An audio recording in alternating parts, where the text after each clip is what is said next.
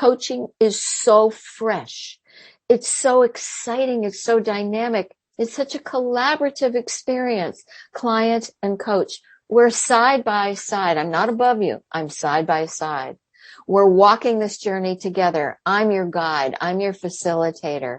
I'm also your educator. A lot of the work that happens is psychoeducation, really debunking myths or providing information or really helping people reverse the monkey mind, the constant negative talk that goes on in the mind. We all have it. We all need to learn how to live with it and manage it.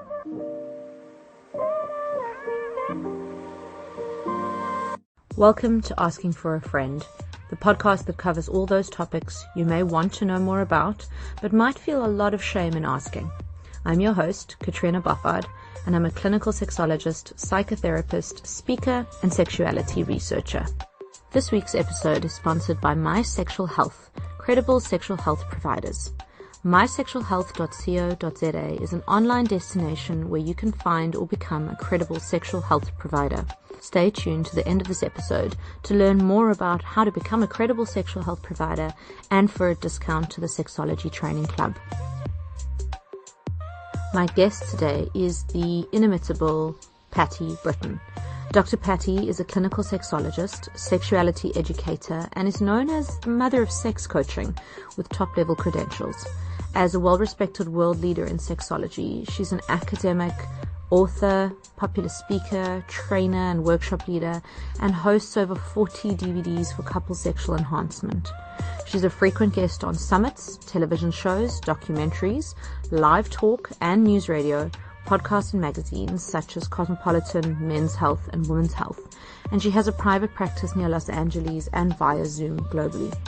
Dr. Patti is also the co-founder of Sex Coach U, the world's premier credentialing and training organization for sex coaching.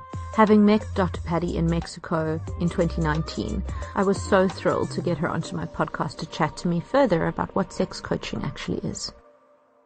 Patti, you have been working in this field for a really long time. You're a pretty prolific name, and I remember having a fangirl moment meeting you in Mexico at WAS in 2019, which feels like a completely distant memory.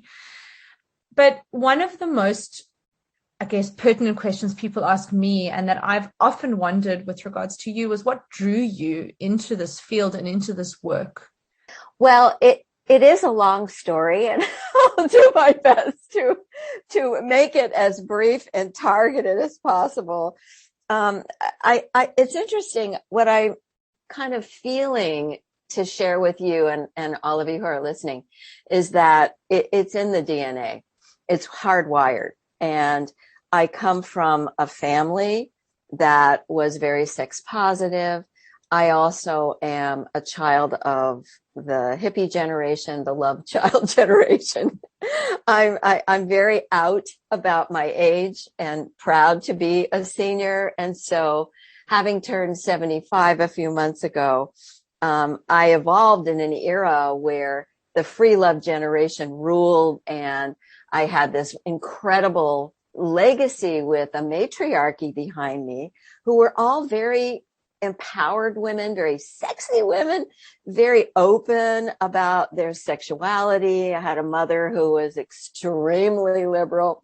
My father, not so liberal, but it was, I don't know, it's something that my siblings and I actually talk about a lot. There was just so much openness and acceptance and about diversity. And maybe part of that is infused by the fact that I was raised in a very diverse cultural environment. I was born outside of New York City, so extremely urban origins, and then grew up in a very rural environment in the state of Vermont, which is a very tiny state, but very diverse in terms of its values and very much about the independent spirit. And so my career always has rested on what evolved into becoming an educator. In fact, my maiden name is educator in Dutch. Isn't that amazing? Oh my gosh, that's incredible. I was born an educator. And even as as a little girl, I was always educating. And so I was that go-to person that people could tell anything to. And that story is so prevalent among the people that I have trained, whether they're at Sex Coach U, where I train professionals to become sex coaches who are certified, or even in other work that I've done in clinical sexology. So there's something almost organic about it. But really the beginning of the work that I do now, and why I'm known, kind of humorously as the mother of sex coaching, is because in 1993, I was living in New York City, obviously as an adult, and I had earned my doctorate, my PhD in human sexuality from this renowned institute in San Francisco. And I had received all kinds of certifications. I was certified educator and erotologist and safer sex educator and sex therapist from that institute. And I just felt like sex therapy and therapy as I knew it was just too pathologizing. It made things wrong. And I also was a devotee of coaching, which was founded by Thomas Leonard, the father of coaching as we know it today. Not athletic coaching, but executive, personal life coaching. And so I was a follower of him and went to workshops in New York City, and I had a coaching buddy. And that's when coaching and sexology really merged for me, and I married them to found this new profession, this new way of helping people achieve their sexual goals, to fulfill themselves, and in this kind of real coachy way, to be the most that you can be as a sexual being, as a sexual person. And so that was really how sex coaching began. I also had the privilege and the pleasure of being a very close friend with Betty Dodson, who I'm sure many of your listeners know. I actually lived in the baby building behind her big building for a while, for 3 years. And we did things together. We actually established this, humor is a huge part of my life and my work, as you can tell. And so we invented a name for a program that integrated our holistic approach to sexual wellness and using coaching to assist women to become orgasmic, and also any kind of blockage that people had around their sexuality. But as you know, her work was mostly helping women to become orgasmic or more orgasmic. And so we created a program called SHAFT. SHAFT. and it represented sexual health and fitness training. And we laugh, it was hilarious. You can imagine the logo she could have drawn for that. Actually, I think she did draw a logo. And so we did that work together for a while. I was also part of her body sex training core for her in-person workshops that allowed women in a weekend to break through their walls and experience ecstatic orgasmic release together. It was beautiful, beautiful experience. So, the evolution of where sex coaching is today really began in that integration of my background as a sexuality educator, as a clinical sexologist through the doctoral work, and at a national level in the United States. And also actually at that time I hadn't started going to the World Congresses, which I know you've been a part of. And so it was really the birth of this new huge wave, which is the really substantiating this as its own profession. And that's really the mission that I've been on for many, many years.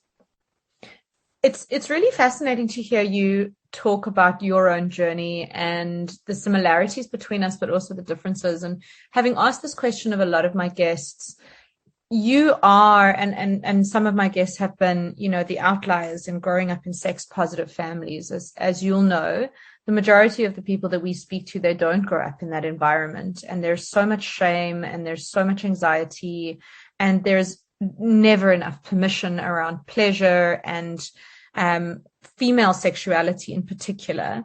So hearing that you grew up in that environment, it almost sounds like this, as you said, like born to do this, naturally just gliding your way into this sort of environment, this profession, and then getting such an incredible backing through the education that you got, but then working, in the kind of areas that you have, developing this program with somebody like Betty Dodson, who both yourself and her are hugely respected, and she, was an incredibly respected person in the field. It's really interesting to hear your journey. And I have to tell you, Patti, I had no idea you were 75. I'm utterly amazed. And please, may I have the genes that you have? And that would be a really wonderful gift if you're ever willing to give it, because your vibrancy comes through in not just, the expressions on your face, but in the way that you're speaking about this subject. One of the things that you mentioned was this program you developed with Betty. And I wonder what that was like at that time in New York City. What was the reception like? Were you kind of finding you were coming up against a lot of resistance, or was there a real hunger to learn and to explore and to experience? Well, the hunger has always been there, and so has the resistance. And we're really talking about an overarching culture in the United States. And I know that there you are in South Africa, and we're speaking from a global vista, aren't we? About all these divergent values and cultural norms and religious values. I could go on and on and on about values. And I think that in the very beginning, it was really a fun way to begin to define coaching for sexuality. And that's, I think, the origin of not sex coaching per se, but it was a way of framing what Betty was doing already. So her body sex workshops were already very much in motion and in vogue. And this was a way of maybe moving it toward a broader audience, and not merely, and I don't mean to minimize this because it's huge and powerful, to host 12 or 13 women in a living room with Hitachi wands plugged into extension cords over 2 days and liberate their orgasms, because that's what it was. It was liberating orgasm and also empowerment. And I think it's that theme of empowerment that people are so hungry for. And now it's a word that's tossed around like tissue paper. It annoys me when words become co-opted. And I think that empowerment really means finding who you are. It all begins with the self, and it ends with the self, actually. And so knowing oneself, which is really what that kind of work was about, knowing oneself at a physical level, at an intimate level, being able to look in the mirror at your vulva in the presence of being witnessed by peers, and exposing yourself in a sacred, energetic container, and then opening that up, literally, figuratively, metaphorically, and energetically. And so I think that energy has infused all of my work throughout my whole career. I have a model that I use, that this isn't really the answer to your question per se, but the answer really leads me to say that I've always looked at the whole of a human. And the whole means that my model contains the 5 parts of the sexual self: the mind, the emotions, the physical, the energetic, and the spiritual. And all those have to be addressed.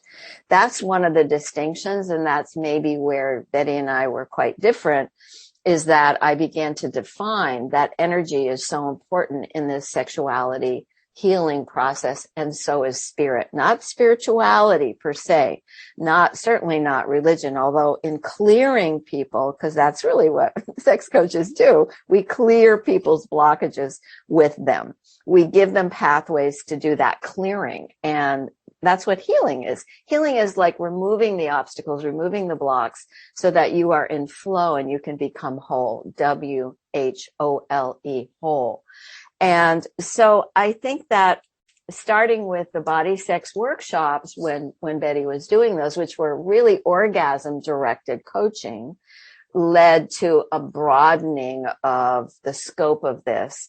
And my coaching now, in the beginning, now when I earned my doctorate, we had a body worker training as part of our doctoral training. We learned how to do gynecological exams, the bimanual exam. We learn how to do physical activities that assisted someone in their sexual wellness journey. And then one day, many of us woke up and said, oh dear, this is maybe pushing the edge of the law. So I don't touch my clients at all. And in fact, I rarely have in the whole trajectory of my career doing sex coaching from 1993 to the present. I'm a talk only clinician and educator. That's what we are as sex coaches. And yet at the same time, I think that the power of witnessing someone, which is the work that I rarely get to do, and that's really bedside coaching in a sense.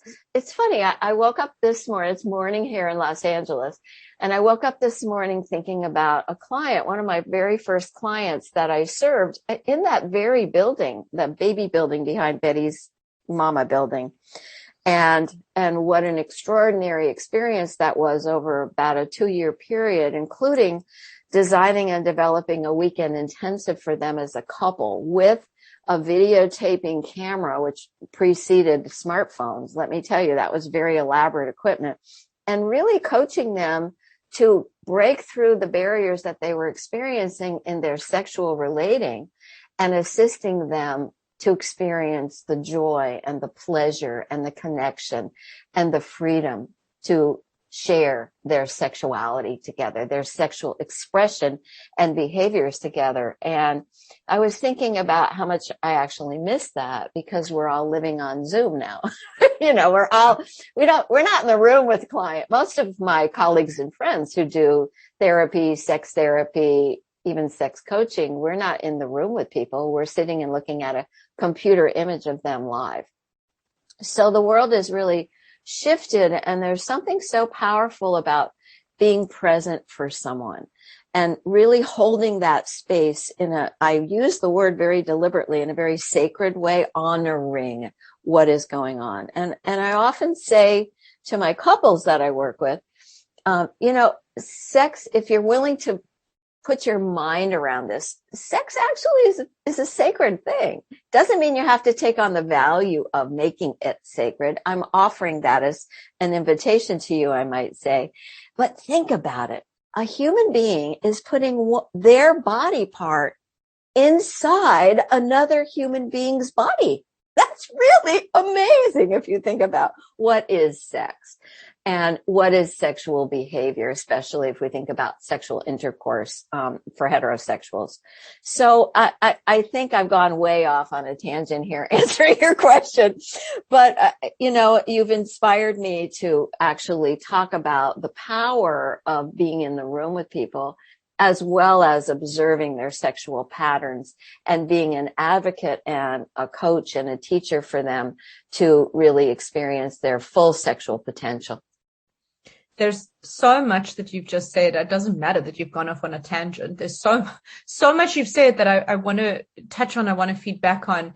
And I wish we had hours and hours to delve into, because I think we could have such a rich, deep conversation about it. But I'll just pick up on a couple of things. And I think Sure. that the one is around how you have viewed sexuality. And I think all too often, most people are just thinking about their bodies when they think of sex. They're just thinking about one or two or more bodies interacting sexually. But when you speak about sex being a sacred thing, it reminds me of Esther Perel describing sex not as this thing we do, but this place we go. And that really taps into what you were saying about the spirit, which I think is so beautiful.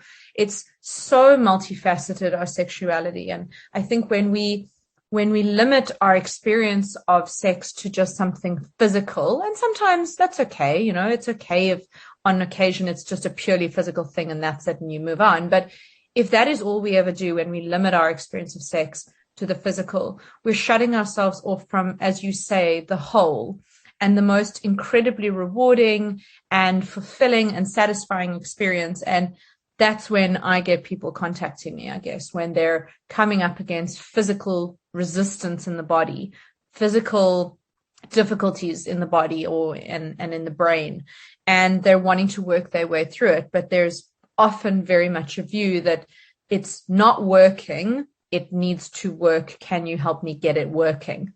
This very kind of, I want to say, kind of one track view of it. So that's the first.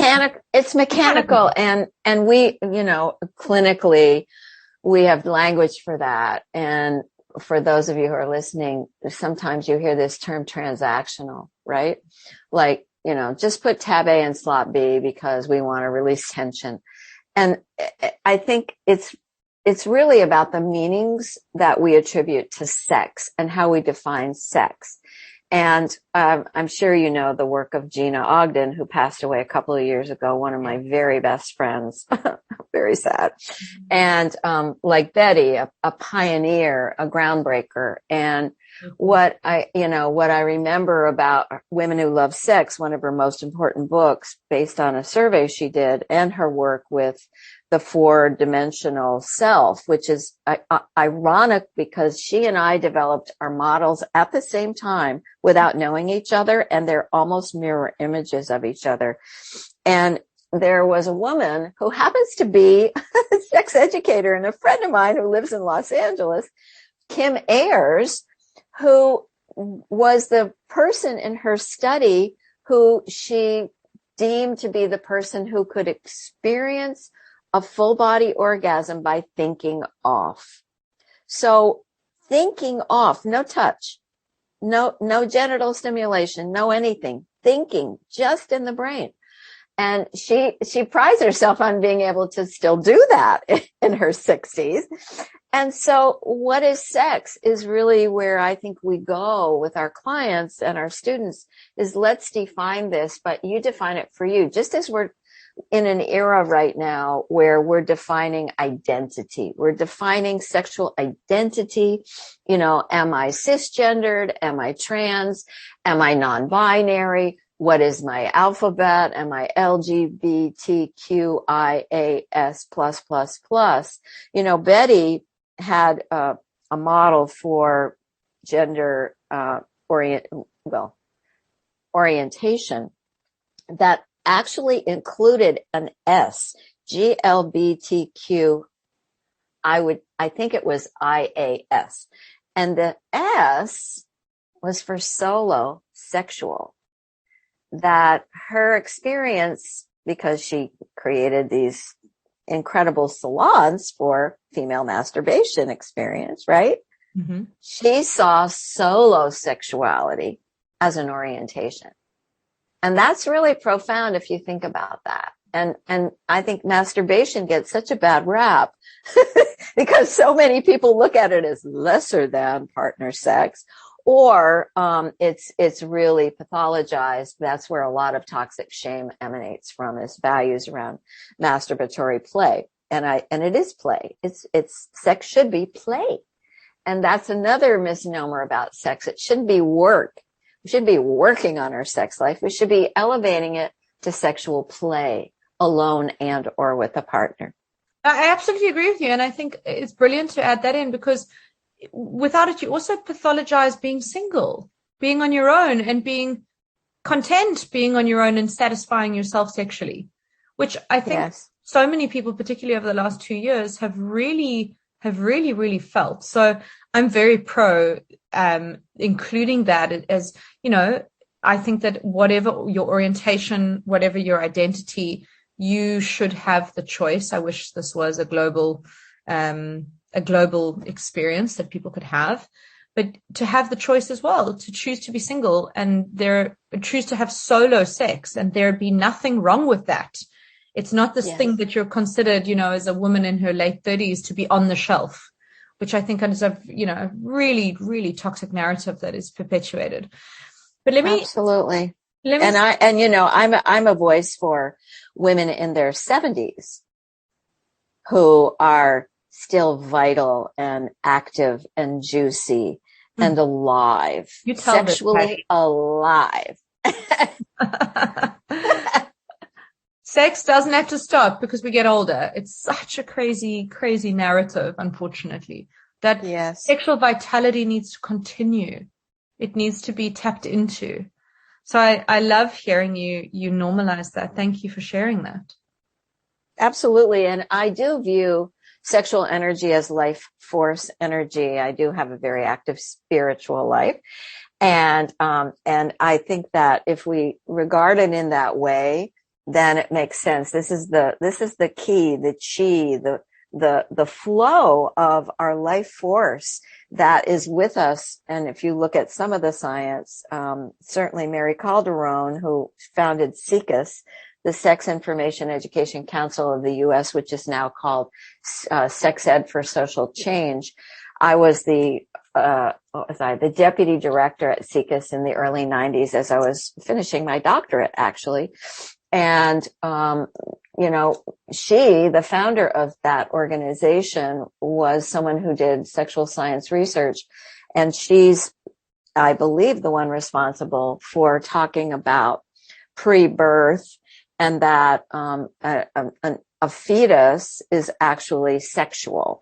And I'm not going to get into all the details of her scientific research, but that from when the fetus is viable through death, we're sexual our whole life long. And there's just so much, again, that toxic shame, the shaming, the shutting down of our essence takes place in childhood. It takes place later in life. And, that the edges of our lifespan are where a lot of these really crippling notions come from and are addressed to. So you've shared so many wisdoms already, and I guess I want to delve into some of the things that you do in the work or in your work as a sex coach. And I particularly want to kind of detail the nuances and the differences between sex therapy and sex coaching, if there are any, if we can delve into that, but also to educate listeners about what to expect when they're seeing a sex coach like yourself. Absolutely. Well, the differences are a little more blurred when we look at sex therapy versus psychotherapy or counseling. But there are some very great distinctions between sex coaching and therapy, and we'll put air quotes around sex therapy. And the reason is that so much of therapy and sex therapy is in the mental health realm. And ICD-10 internationally, the DSM-5 in the United States are the diagnostic manuals that establish diagnoses. And what a diagnosis is it's really a way of saying there is either a disorder or a disease or personal distress over something that's, well, I'll just say it this way, broken or wrong. And it needs to be remedied. So what makes it so different in coaching is that we depathologize. We don't diagnose. We don't make treatment. It's not a disease. It's not a disorder. It's an opportunity to move toward what is the outcome you want. It's based on the client. It's all about the client.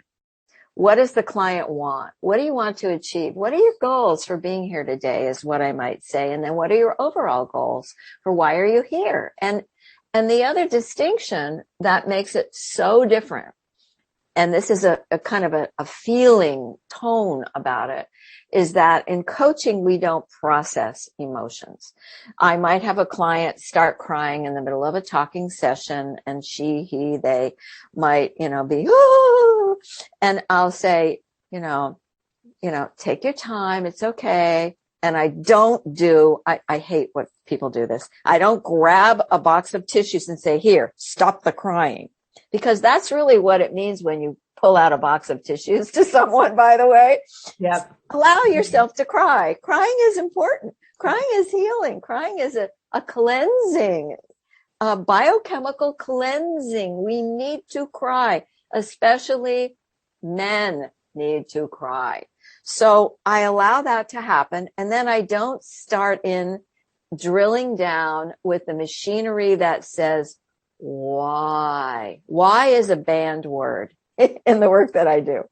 We don't look at why. We look at what happened. We look at your history, but we don't hang out there. We don't take your emotions and then say, oh, let's go back to when did you first start feeling that way? Oh, wow. Let's spend another 4 months talking about that incident that happened when you were a child with your aunt, whomever.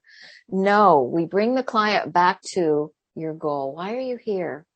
Let's allow and create that sacred relationship between the coach and the client. Allow the feelings to emerge and be present. And then let's bring the client back to why are they here, and let's move on. That's the difference. That's a huge difference. And not going to the past. Coaching is why I chose coaching, to accompany sexology and not therapy, is because coaching is so fresh. It's so exciting. It's so dynamic. It's such a collaborative experience, client and coach. We're side by side. I'm not above you. I'm side by side. We're walking this journey together. I'm your guide. I'm your facilitator. I'm also your educator. A lot of the work that happens is psychoeducation, really debunking myths or providing information, or really helping people reverse the monkey mind, the constant negative talk that goes on in the mind. We all have it. We all need to learn how to live with it and manage it.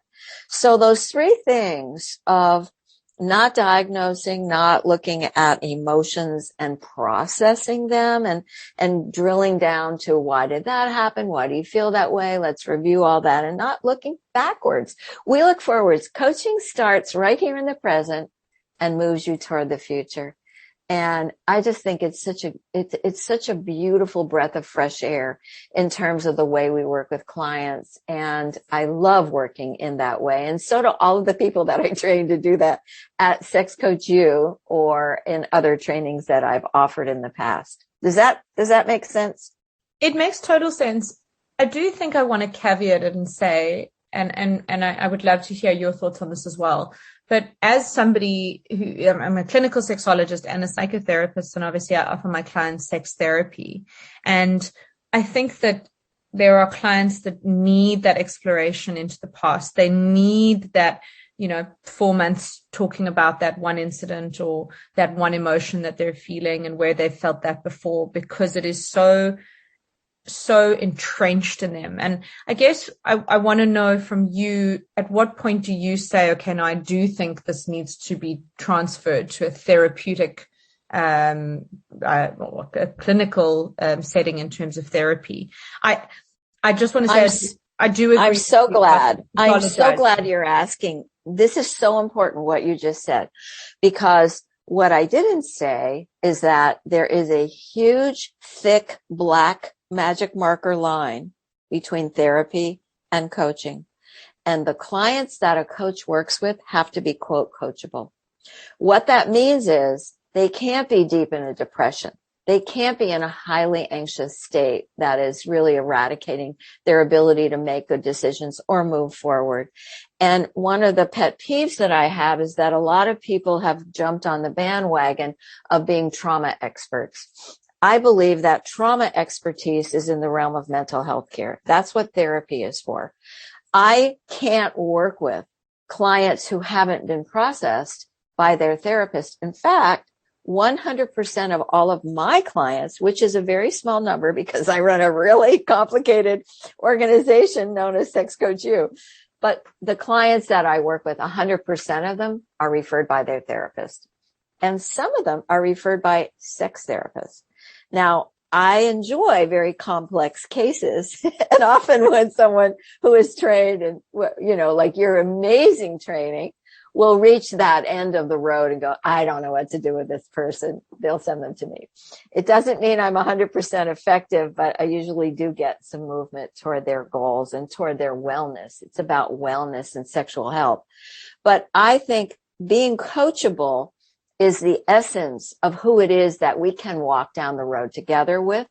And often we will get a client as sex coaches who really needs to be referred out. One of the mantras in my book, The Art of Sex Coaching, which is one of the training manuals for the work that I do in the world, is you'll see if it were in a different colored ink and you know, kind of flip through the book, you'd see, remember the mantra, refer out.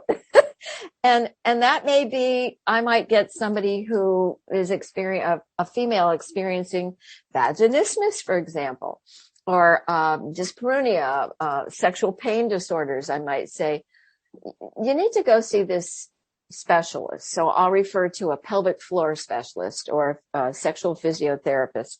Or we might have someone who is in chronic back pain. I might refer them to a chiropractor. Or a male who really has no drive. I might refer him to getting his levels checked for testosterone from a urologist. You hear what I'm saying? So referring out is absolutely critical. A sex coach, and I believe that a sex therapist or a psychotherapist needs to have an imaginary database. I was thinking an imaginary Rolodex. That really dates me to when this thing existed called the Rolodex. Well, I know what it is. So maybe it dates me. It was like this little container of ugly gray metal with funny little cards that had cutouts, and you could move the cards over and over and over in a circle. Anyway, that's what the Rolodex was. Now we have, it's all electronic. So we all need to have resource banks to refer our clients out. And we also need to let our communities know that we're highly trained as sexuality experts. I am a specialist.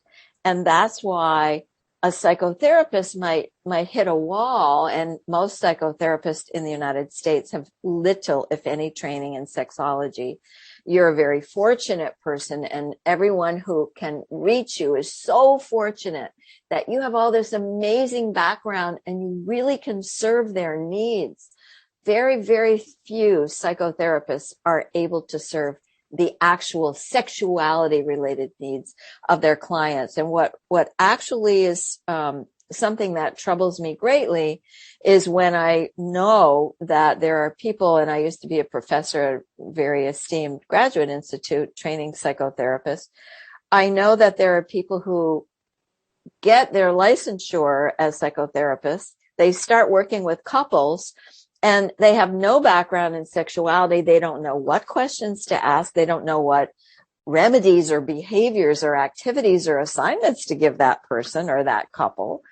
And they're doing what they think is an adequate job with the couple when the issue, maybe their sexual expression or lacking thereof, or lacking of desire, or a breach in their trust, or anything regarding behavior, and they're relating sexually, and they say the problem is communication. That's just one slice of the pie. There's so much more you got to know and be able to ask the client, tell the client, and then engage the client to do on their own, and then come back and talk to you about it. Don't you agree with that? I absolutely do agree with you. And thank you for saying that about me. But you know, the crazy thing is I'm also a specialist. I had to go out. I'd never received any training. I mean, actually, I think that's not true. I think we had one 1.5 hour lecture on sexual dysfunctions, which that term, I have a massive problem with that term anyway, but me too. 1.5 hour lecture on sexual dysfunctions when I think I was in third year. So I was an undergrad studying psychology. And that was really a pivotal moment for me to get into this field. But similarly to you, you know, our psychologists in South Africa, psychotherapists in the UK, and psychologists, they don't get this training. This is something you have to seek out. So yeah, yes. a lot of our colleagues are going in so blind and so untrained to help couples or individuals navigate this, you know, as you say, this thing that's with us from conception to death. So I think we are unfortunately doing even the current generation of trainee psychologists and psychotherapists and even doctors a disservice by excluding this from the curriculum. Absolutely. But it's also on the public as well, because they're uneducated on what to look for in a licensed, accredited sexual professional, like a coach or a therapist, a body worker. They're not aware of the parameters that they need to have in place when they go to see somebody. And as you will know, there are a lot of charlatans out there who do horrendous things to clients, with clients, for clients, and traumatize them immensely. And they'll often reach out to me to say, you know, are you going to do this in a session like the last guy? And I'm in horror every time I hear it, but it's horrible to say I'm not surprised when I hear it, specifically about certain people that you get to know in I don't even want to say in the field, but in the industry or in the same country as you.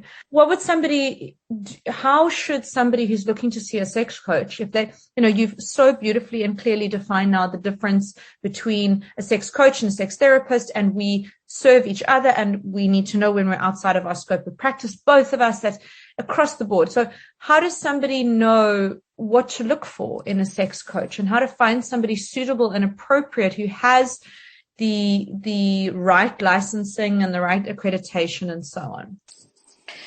I'm biased, because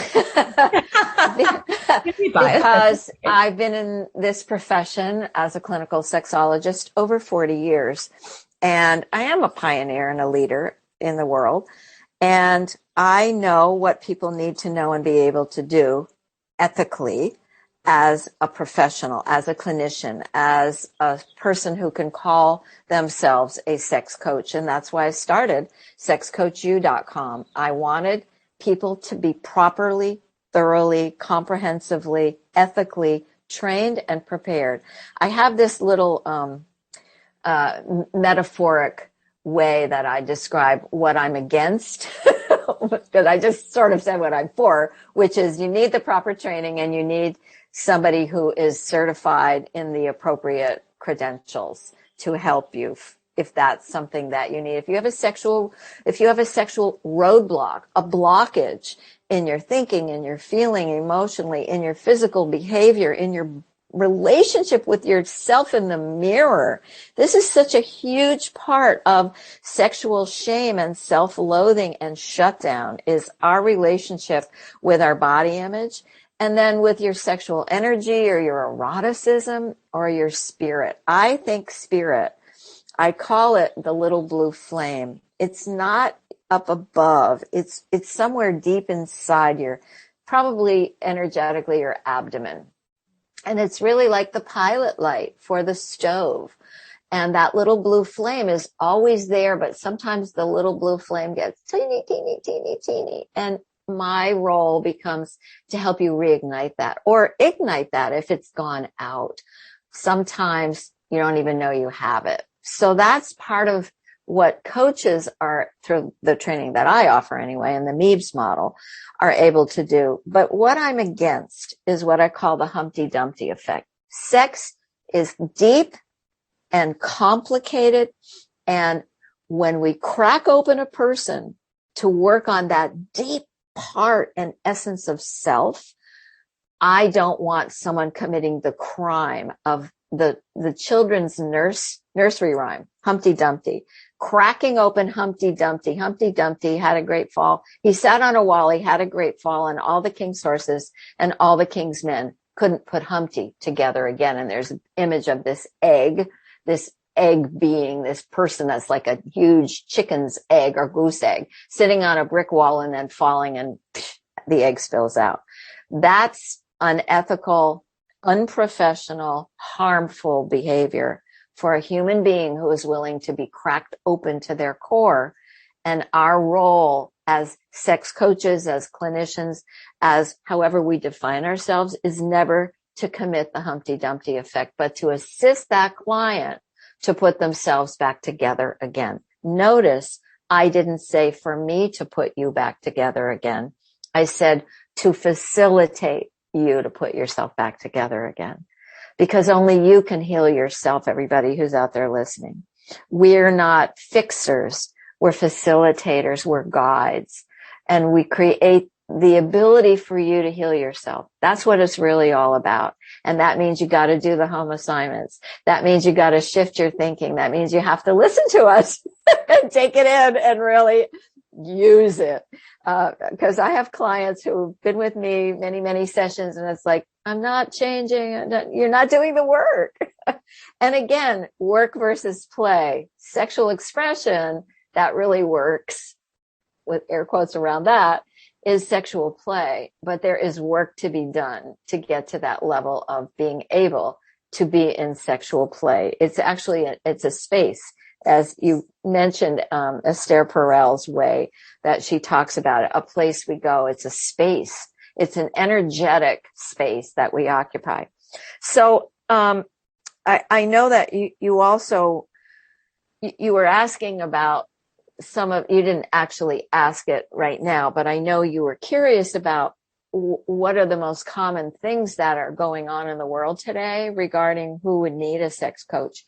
And by the way, the way to find a qualified sex coach is to go to the World Association of Sex Coaches, and it's worldassociationofsexcoaches.org.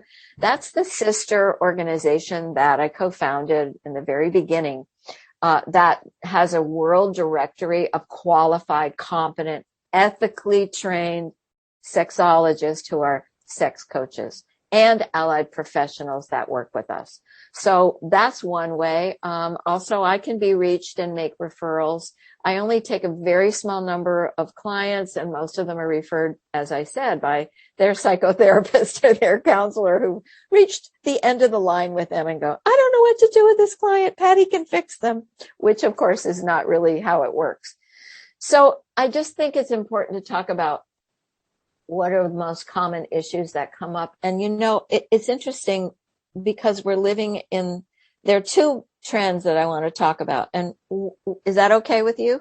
Yeah, I'd love you to delve into that. One of them is the sexless condition. I see that sexlessness is actually still the most prominent issue that particularly couples bring in. We stopped being sexual together. We've lost it. They're almost dead on arrival, and they want me to wave a magic wand and bring it back, right? Yeah, that's a great analogy. And I don't have a magic wand. I do have a lot of skills, and sometimes I do use magic, but it takes the willingness and the ability and then the engagement to change, to do the work. And it's risky work sometimes emotionally and in other ways as well. But sexlessness usually has a partnership in terms of what is not working with the couple, and that is touchlessness. So they've stopped touching, and there's so much great neuroscience now to talk about the power of our breathing, the power of touch, what enables us to melt into openness, acceptance, how the excitatory versus inhibitory systems work in the brain. We have all that. But I think people have stopped touching because I have this continuum of touch that I have written about and that I teach my clients, which is don't be afraid to touch, because you stop touching only because you're afraid that if you allow touch, it's a pressure to then be sexual, and it's not. And so knowing that it's okay to touch, we need touch to thrive. We need touch so badly right now in this world that we've been in isolation of.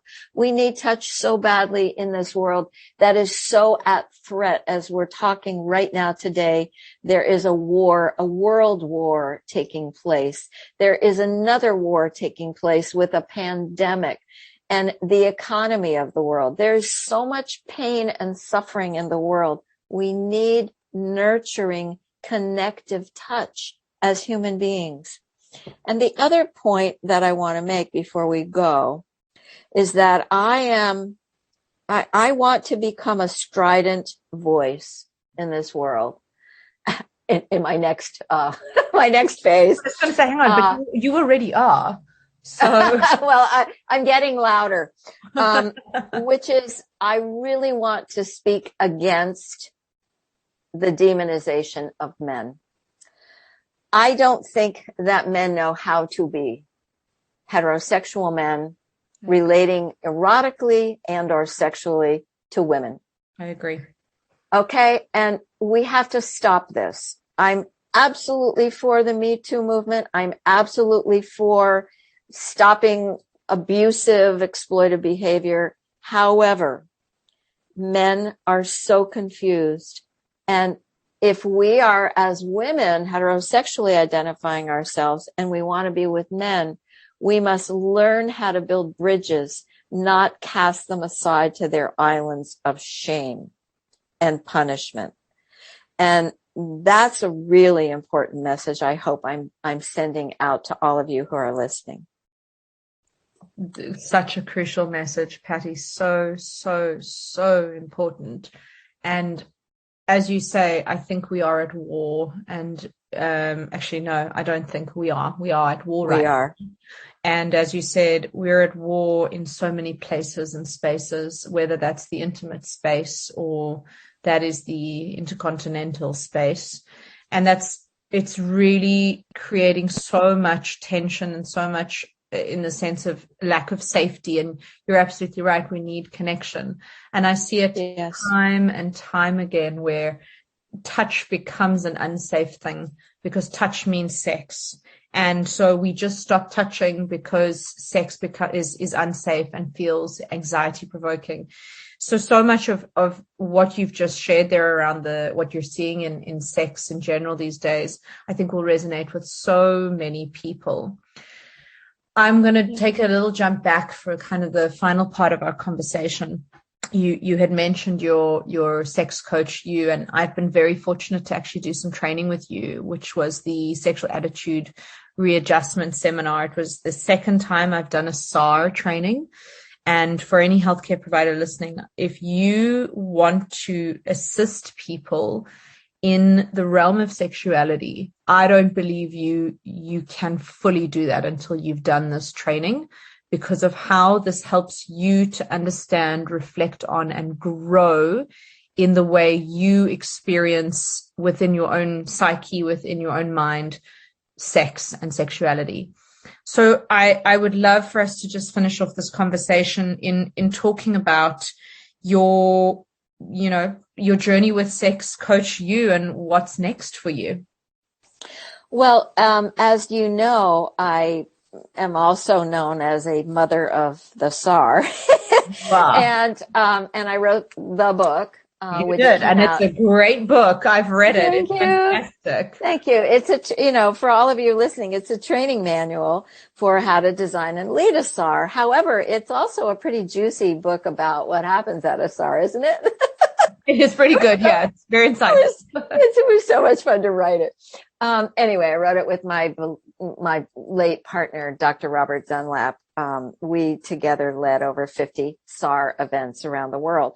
And so the book is about SAR, and Sex Coach U is, it's my passion project. I started it with Dr. Robert in 2010. So we're now 12 years down the road. Dr. Robert passed away in 2017. And so I have just given notice that I am leaving. I'm stepping down from Sex Coach U by June 1 of next year, 2023. I feel like I'm turning it over to the next generation to continue my legacy and my mission. And I'm actually starting a new venture, an adventure, which is that I'm starting an elite mastermind group. So if any of you are professionals looking for clinical supervision and mentorship, including business mentorship, in a very small elite group for a year program, that is about to open. And I'm very excited about it because it will give me a chance to dive deeply into people's businesses and how they work with their clients and share my most extraordinary cases, which they're incredible stories, as you can imagine. And without identifying people, of course, because we are so careful. We always talk about a composite client. We love our clients so deeply. We always are protecting our clients in every way. So that's really what's next on the agenda. And maybe in August a trip to South Africa, so we may get together. Oh my goodness. Well, wouldn't that be absolutely fantastic? I was just going to say, I mean, you've run SARs all over the world. I don't think you've run one here before though. So just going to drop that in and just, let you know when people, it's like when musicians say they're doing a world tour and then they leave Africa out. I'm like, not a world tour then if you're going to leave out an entire continent. No, it's not. And so, yeah, you're right. And just to be clear for all of you who are interested in SAR, which if you're a sexuality professional in any way, you really need a SAR. Many of our national and international organizations require that. I don't lead them anymore. I wrote the book to really create a training manual so others could replicate this effective and successful model. And I've trained what I call my A team, and that's who you met. And those two amazing sexologists are actually now leading SAR online. So virtually anybody can be part of SAR, our model. And that, I think the website is scuvirtualsar.com. So you can check it out. And we always welcome new people to come into that family, because once you do a SAR, you're different. You're really different. You've clarified your values. You know who you are. You know who maybe you want to be, even personally. It's really for you personally, so that you can be a better container for clients. It's a beautiful experience. It really is. And as a clinical sexologist, I had to do that as part of my training, and I had to have done it in order to get my accreditation. But I have done one recently, again, after kind of 10 years since I trained, and I will do one again probably in 10 years' time, because I cannot express to any healthcare provider or any coach or any clinician who wants to work in the field of sexuality how paramount this is for the work that we do.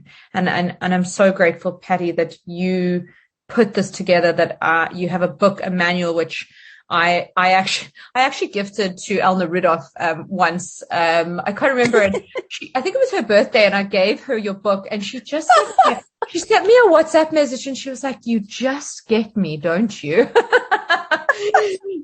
So, it's been something, your work has been something in my life for a long time, but I'm so grateful that my listeners have had an opportunity to learn from you. But you've been very generous in offering my listeners as well your free ebook on sexual pleasure. Could you just tell my listeners what it is that they have access to? Yes, it's called For Her Pleasure. And actually, many years ago, I made a 3 DVD program on the ancient teachings of the Kama Sutra for a modern world. And I am the doctor on duty at lovingsex.com, which is the Alexander Institute. I've hosted over 40 programs. And this is for couples sexual enhancement. So the ebook evolved out of that, and it's about pleasuring her first. And it's just a fun little ebook. So I know all of you will enjoy it, and you'll see where the URL is to pop over and take advantage of that. You're incredibly generous with your time, with your resources, and it's been such a pleasure to share this conversation with you, Patti. Thank you so much. Thank you. I really enjoyed talking with you. You're doing great work, and congratulations to all of you who spent the time listening to this amazing conversation. Are you curious about sexuality and want to learn more? Well, you can learn much more from me on several platforms. On my website, you can find short online courses to expand your knowledge, either as a member of the public or as a healthcare provider.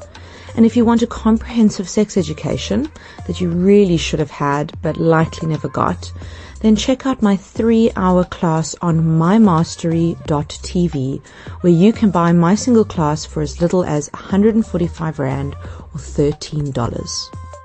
The My Sexual Health Sexology Starter Pack includes 20 Yes, 20 value-packed sexual health courses that will transform the way you support your patient's sexual health needs. Courses include things like diagnosing and treating sexual pain by the wonderful Dr. Elna Rudolph, who's the president of the World Association of Sexual Health, and courses in ethics in sexual health practice, and even courses I've developed, such as sex therapy for treating desired differences and sensate focus, and so much more. The bundle actually has a combined value of over $3,900, and you can gain access to all of it for only $890. If you type in asking for a friend, that's one word, you will get 10% discount on this incredible bundle. Head to sexologycourses.com to take up this amazing offer. If you enjoyed this episode, I'd be grateful if you could rate and review this podcast so that you can continue learning about some incredible and fascinating topics and get the information about sex you should always have had. You can subscribe and follow this podcast on your favorite platform.